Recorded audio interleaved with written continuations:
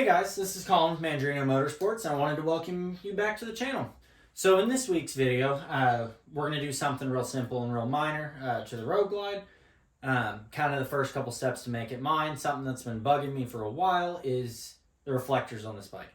I don't mind them so much on the V-Rod. The V-Rod doesn't have as much lighting. It's not as big. It's definitely a safety thing with that bike. Plus, I think it kind of fits the aesthetic, and some of the reflectors are just really kind of built into like the rear plastics by the saddlebags, which when the saddlebag's on, you don't really see them as much, but I don't really mind them as much on that bike, especially with it being mostly chrome.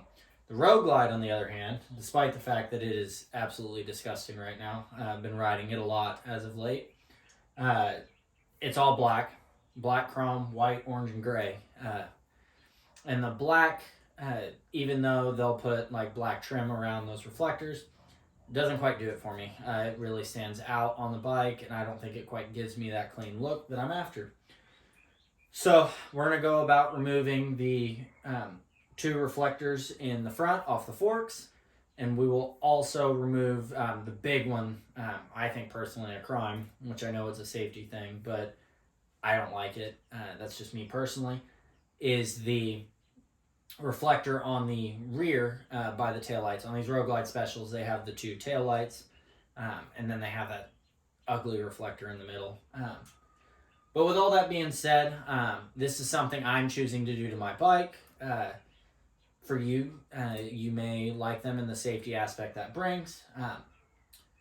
So this video is for educational purposes, but not in any way is this me endorsing riding without reflectors. You being on a motorcycle is definitely something you want to be visible at all times, at any time.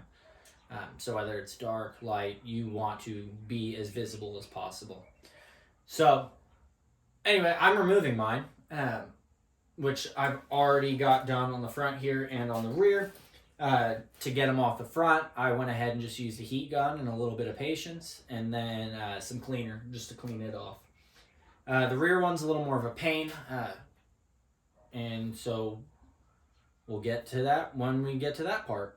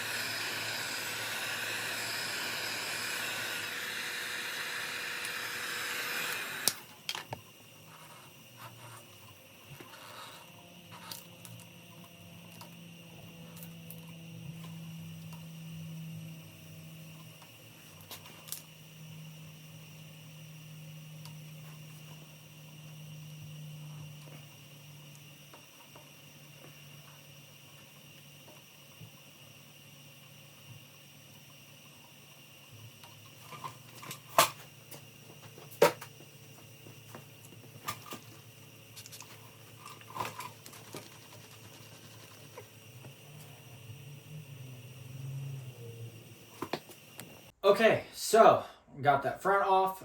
So now we'll move to the rear. The rear is a little more of a pain. You got to use a small ratchet. I know I've seen some people that have like slim profile Torx bits to get off the back. I don't. I'm working with what I got.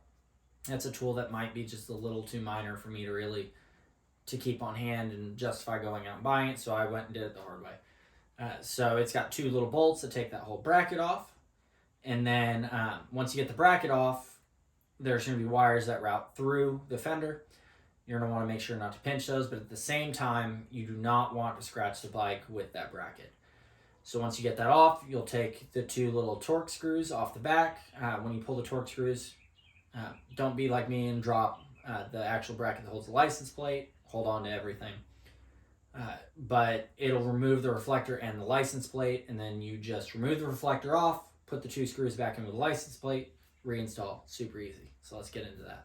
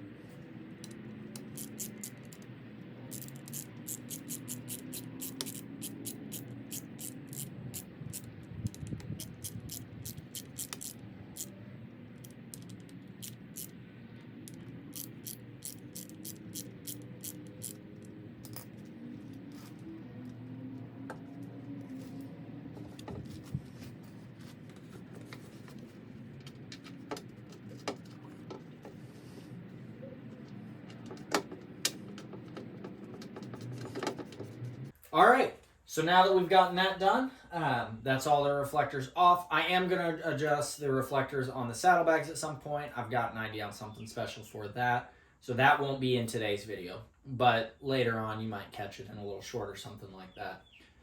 So with that being said, just kind of some housekeeping stuff. I'm going to keep getting the content rolling out. I have a special treat for y'all later in the week. We're going to get to see some drag racing with the V-Rod. So super excited. I know that got put off a week, and then it got put off another week, but finally it happened. I've got videos and clips and everything, and I can't wait to show you and give you the rundown on it. You do not want to miss that video. It's super exciting. At least for me anyway, I was on the bike.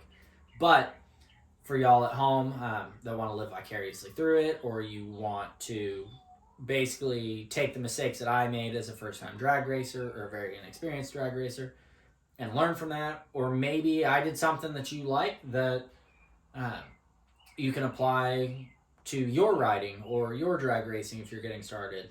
So it's definitely something that should be up for debate, and if you have anything to add to mine or just suggestions or comments, you know, I'm all ears. I'd love to hear. It's something I'm improving and learning on. So make sure to like and subscribe. This has been Colin with Mandrino Motorsports.